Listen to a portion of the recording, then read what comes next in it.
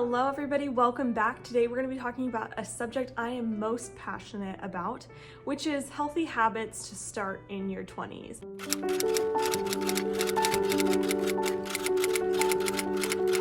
Obviously, if you're past your 20s at this point, you can still start these habits today and they will benefit you for years to come. I can promise you that. To start us off, tip number 1 is to wear sunscreen every day. The sun is one of the agents that promotes aging so much faster than our normal age. So doing things like wearing sunscreen or wearing sun protective clothing like hats and UV clothing can help you to reduce your sun exposure so that you can reduce the signs of aging. But the earlier you start, the better your results are going to be. And not to mention reducing your risk for skin cancer. Members of my family who've had skin cancer and have had to get it removed and biopsied, especially on your face, hurts so bad. And it's just one of those things that we can definitely do something to prevent, but the earlier you start that prevention, the better off you're going to be in the long run. So another great reason to take care of your skin at a younger age. Habit number 2 is to get 7 or more hours of sleep every night. Now, in the hustle and bustle of this day and age, it can seem impossible to have that much time set aside for sleeping, but there are so many health benefits to sleeping more than the average American that are pivotal for your health. Sleep is a time to restore the body, and when you are not getting enough sleep, your body is not having the chance to recover, recuperate. This can affect things like your immune system, muscle growth and development, your mental, cognitive pathways. Sleep is really important for memory consolidation. So especially if you're a student, getting more sleep can be more beneficial to helping you remember material for your classes than getting less sleep and studying longer. Another area of your health that is highly affected by sleep is weight management. So if you're trying to prevent weight gain or if you're trying to lose weight, then making sure you have enough sleep will help your body have the time to do the work that it can do while you're sleeping to help manage your weight. The next tip you should start in your 20s is to limit screen time before bed. I think this has become kind of a popular habit to form, but the reason that it is so important is it allows you to break away from technology and the internet and allows you to be present in your life, and it helps prime your brain for bed, so that way when the time comes for you to go to bed, your brain is way more prepared to shut off for the night. One thing that I think is helpful while you're disconnecting is to write down a to-do list of what you need to get done the next day, so that way you can have peace of mind knowing that you've already planned, and that can be a great way to reduce stress or anxiety right before going to bed. Another thing with being able to unplug earlier in your evening, this allows you to actually go to bed on time. I don't know about you, but sometimes we get caught up in a TV show and we watch 4 episodes and we're like, we need to go to bed, but it's super late and then you don't get as much sleep. And so as you can see, it just makes it way easier to be in control of your time, which for all of us, there's not enough hours in a day. And so being able to find ways to control your time for it to be something that you can dictate, putting down your phone, putting away screens before bed can be a great way to help you get to bed on time and accomplish everything in that last half an hour or hour before bed to reset for the next day. Habit number 4 is to find a workout routine that you enjoy. And now hear me out. I do not enjoy working out by nature. It is not my favorite feeling. I kind of feel like I'm a lazy person inherently, and so physically exerting myself is not something that I love doing. I'm just not one of those people. I wish I was, but I am not. But it's ironic because my degree is actually in exercise science and nutritional science. So I do have a background in this. And one of the most interesting things in my exercise physiology class that we were talking about, my professor posed the question, well, what's the best form of exercise? And I'm thinking, okay, HIIT workouts are really good because it's just so multifaceted. Weightlifting is super important for you. Cardio is really important for you. So I'm kind of coming up with these stereotypical, these are the best kinds of exercise. But really, the best kind of exercise is the kind that people will do. anything is better than nothing because we live in a very sedentary world. Our natural habits with work and moving around and transportation, we are very sedentary people. And so anything that will get us up and moving around is a benefit to us. It will always, always help us. And I think the older I've gotten, the more I've learned about different kinds of exercise. And it's been so fun to kind of see that, wow, there's actually forms of exercise that I want to do, that I enjoy doing, that I look forward to doing. And so being able to discover what those are for you is such an important thing to discover in your 20s, because then you'll be able to continue doing it throughout the rest of your life. Now, I understand that this can be really scary for a lot of people, and I am right there with you. I have been there. It can be really hard to get outside your comfort zone. I hate trying like sports. Like I hate playing sports in front of people. It makes me feel so uncomfortable, and I don't like trying new things. But my husband and I were like, okay, we should learn how to play tennis. And so we've been learning how to play, well, he's been teaching me how to play tennis. And it is super hard to try something new, but there's a lot of benefits that can come from it. You can make new friends that maybe you wouldn't have met before. You will take better care of your body by simply moving, which is part of the healthy aspect. You're also gonna have an increase in your mental health because of it. You're gonna be getting all of the neurotransmitters that you need and just those endorphins that you get from moving your body. You're going to be probably more outside or out of your house. And I think that's one of the biggest things, is just having a change of scene can be so good for our mental health as well. And the last thing it can be really helpful for is stress management. I think we all can agree that we have enough stress in our lives. So finding ways to let the stress go, reducing our cortisol levels is so important in this day and age. All of these benefits are things that come as we find different forms of exercise that are helpful for us. So I promise you can find something that you enjoy doing. Let me know down below in the comments what you found works for you, because I would love to get ideas.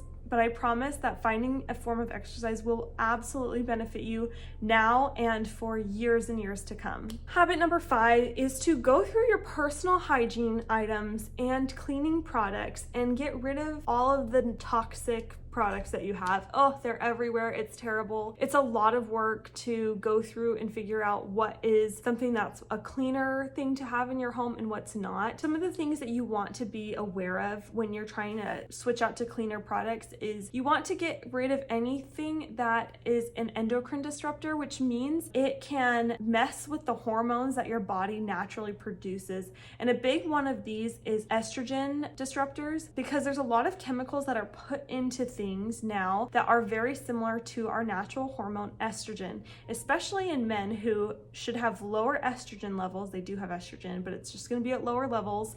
And so when they are intaking all these products and their estrogens are getting higher, that's very, very out of balance for the male body. But also for females, even though we naturally have estrogen and it obviously ebbs and flows with our menstrual cycles, too much estrogen, being estrogen dominant, is not good for us. That's not what our bodies are designed to handle, and it can cause a lot of issues in our bodies. Another thing that you want to be careful of is carcinogens, which is anything that causes cancer. There are cancer-causing agents in our products that are in your house. No one wants cancer. No one wants cancer. We put all this research into curing cancer and finding the solutions for cancer, when a lot of cancers are actually preventable. And the first place to start is in your personal hygiene and cleaning products. The last thing I would look for when trying to start switching into non-toxic cleaning and personal hygiene items are things that are respiratory irritants. So things like bleach, that wrecks your respiratory system. It is so hard on the body. And so having bleach all over your house all the time, although it's a disinfectant, it not only damages your respiratory tract, it also reduces your immunity. And that's one thing in this world that we really want, is a strong immune system. So anything that could be a respiratory irritant is something that you should try to eliminate from those personal hygiene and cleaning products. Habit number 6 is to implement whole foods into your diet and reduce inflammatory foods. First off, you will eat so much healthier if you make food from home. You would not believe the crap that is in food these days. It's crazy how the food that we're eating isn't even really food anymore, and it's making us very sick as a society here in America. And so by cooking foods at home, you are more mindful of what you're putting into your body, and you have a lot more control over what's going into your body. So that's the first place I would start. Once you've implemented that, then check out the ingredients that are going into your food. Be aware of what is in a package of chips, and are those things that are going to be nourishing for your body? Are they going to harm your body actually? And one of the biggest things I think with this is to just eliminate things like seed oils, inflammatory oils, and sticking with things that are natural oils like coconut oil, avocado oil, and olive oil, things that you could literally just make that in your house. That can be a great way to start eating more whole foods, eliminating preservatives and additives, food colorings, all those things, minimizing the amount of ingredients in something. Your ingredients shouldn't be a lot when you buy something or when you eat something. And so making sure that you start being aware of what you're putting into your body in your 20s will help you dramatically in the long run. And this will prevent so many chronic diseases if you take the time now to learn how to cook, how to assess what's in your food, and how to stay away from things that will harm your body in the long run. Habit number 7 is to do annual checkups with your doctor. I think we grow up and we're an adolescent, we're in high school, and this is really common to go through our school age years and get these physicals. But how often do we talk about doing that annually as an adult? We don't. That's not a very common thing to talk about. It's generally included in your insurance because it is a preventative measure. And there's a lot of important things that you can do when you are at the doctor's. This can be a great time to talk about any health concerns you may have, even just little things like I get cancer sores, oh my gosh. I get canker sores so easily, and so I went and talked to my doctor about it, and she gave me a couple things that I could do, and I haven't had a canker sore since. I mean, it's just an annoying little irritating thing, but it can make a big difference. The next thing that you want to do with your doctor is you want to do annual labs. Labs is when you go get your blood drawn and then they send it off to a lab and then they analyze things in your blood to get an idea of where your internal health is at. There's a couple different kinds of labs, like tests that you want to get done that are important markers for your health. The first is getting a blood panel, and in a blood panel they're going to look at a lot of different things. They're going to look at your immune cells because there's a lot of immune cells that are traveling in your blood, and then they can also check for iron deficiency or different challenges that you may have with iron based on contents in your blood. Not necessarily the iron count, but the molecules and proteins that interact with your iron once it is in your blood. Another big section that you will get labs done is called just routine chemistry. So this is things like checking your electrolytes, your glucose, which is blood sugars, and that's where you get a lot of your energy from. You can also get checked out your proteins to make sure that your different kinds of proteins are at levels that they should be. They'll also check out your iron levels just in case you are anemic simply from low quantity of iron. And you should also get your vitamin D checked out. Interestingly, our vitamin D count is pretty low. This tends to be because we're inside a lot more, but even in sunny places, like I live in Texas and it is so hot and sunny here a lot. It's hot and sunny here a lot. And I just went to the doctor this summer and my vitamin D was low. But I take my dog out like every single day on a walk, and I feel like I'm outside somewhat often, like maybe more than the average person, but you know what? I'm low in vitamin D. So that's something to be aware of, and it's a really good thing to track. That's a factor in depression, and so making sure that you do have a healthy balance of all of these micronutrients is really important. And the last big kind of category that they'll generally check when they do your labs is your lipids, which are fats. There's different kinds of fats that they look at, and it's helpful to kind of see where you're at just so that you can look to see if maybe you need some dietary adjustments to help with your blood fat levels. Another thing with the annual checkup is if you are a female, then you need to go get seen by your gynecologist every year. Yes, every single year you have a checkup that you can go have with your gynecologist, ask about any concerns that you have with your reproductive system, and they have so many great resources for you. So I would definitely go take advantage of that. You know, if you need to do a pap smear or a mammogram, those are also times to get those things done. So making sure that you are staying on top of those visits is super important in screening and early catching of cancers and preventing cancers in the long run. Tip number 8 kind of goes along with habit number 7 of going to your doctor. Habit number 8 is to track and balance your hormones. Now, some of the big hormones that we talk about is your thyroid hormone. We talk about insulin, cortisol. These important hormones are really, really important for us to monitor throughout our lives because generally they undergo lots of changes as we get older. That's why there's this mentality that as you get older, your body changes and it just like all downhill. And I don't really believe that it should be downhill. I think there's a lot of factors that we can influence to keep us on, if not a steady uphill, then a consistent plateau. We shouldn't be just hitting 35 and then going downhill. We should be healthier than that. And so that's why I recommend tracking your hormones. And what I mean by this is when you go to your doctor, you can ask them, hey, and this is pretty routine, especially with your thyroid. They'll generally check your thyroid. But if you are worried about being insulin resistant, having diabetes, PCOS, all of these big issues that stem from too high of insulin, then ask your doctor to test your insulin levels. Also, asking them to check your cortisol levels, which is your stress hormone. That can give you a really good indication of maybe how much your body is taking a hit from your lifestyle that you're living and the stress that you're accumulating. As you go to the doctor each year, you can make like a chart and you can see what their levels are over time. And for me, I've noticed there was a time in my life where I just didn't feel well. I was so tired all the time. I got my labs done and my thyroid hormone, it was in the normal levels, but then a couple years later, I got it tested again and it was much higher, still within the normal levels. But for me, that season where I didn't feel good was a dip. That was a low in my thyroid hormone. But I didn't know that because to the doctors, it seemed like it was fine because it was in the acceptable levels. And so making sure you have a baseline of what's normal for you. That way, when you feel something's off and you go to the doctor, you have this record showing, okay, this is where my hormone level is normally at, but then it dips or it spikes. And I feel that. I feel like something's going on. That can be a tremendous way for you to address health concerns in the future when you get to your late 40s and 50s. So kind of going along with the stress and the cortisol from the last tip. Habit number 9 is to set aside time to relax, to unwind, and to de-stress. It is so important for us to stop. We live in a society where it's go, go, go all the time.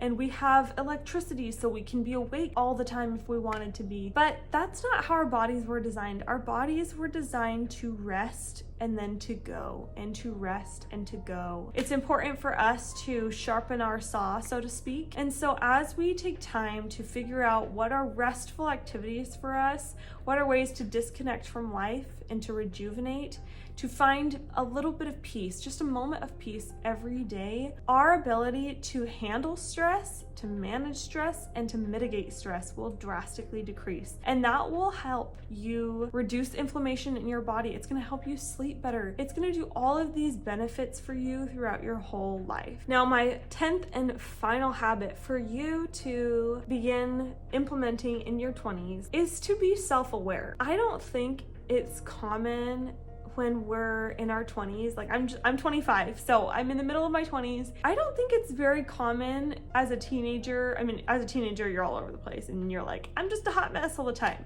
But then when you're in your early 20s, you know, you're an adult now and you should be good, like you should be fine.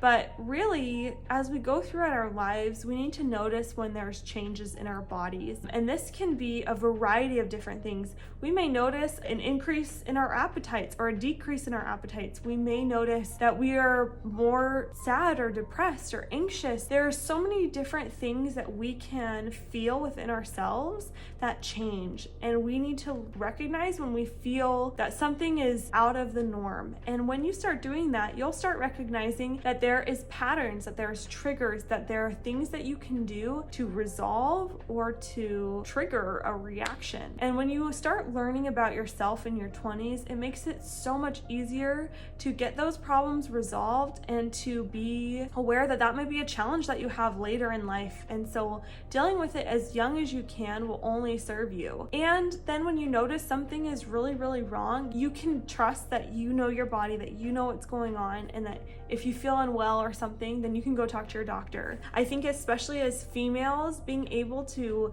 be in tune with what phase in your cycle you're in helps you so much to not cater your life around it, but definitely to relax when you're menstruating, and then maybe go a little bit more, put a little bit more energy into whatever when you're ovulating, because you feel better. So making sure that you're self-aware is so important with that. And I will also just say, for me, I noticed that I've always struggled with sleeping. I've always had to sleep like 9+ hours, and I take multiple naps during the day and can sleep through the night. Sleep is something that I look forward to because I always feel tired. Just a couple weeks ago, I got diagnosed with sleep apnea, and that was something that was so not on my radar, but yet I have sleep apnea, so I'm not sleeping well during the nights, and that's causing an issue. And so being able to recognize that my sleep habits and what's normal for me actually isn't normal at all, then allowed me to approach my doctor about getting a sleep study. And then they were able to see that, yeah, I'm not sleeping in the night because I don't breathe. And so that allows me to get the help that I need so I can have better sleep. And so for all of you, being able to implement this practice of self-awareness